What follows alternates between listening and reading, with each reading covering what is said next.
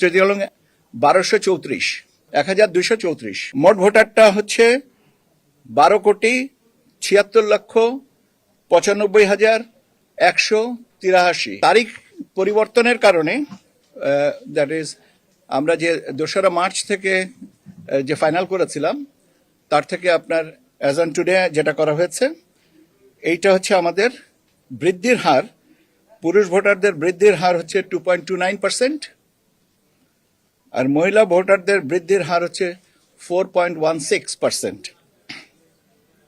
ঠিক আছে। এখন আপনাদের যদি জানতে চান যে 2রা মার্চ কত ভোটার ছিল, তাদের সংখ্যাটা ছিল হচ্ছে 12,37,32,74।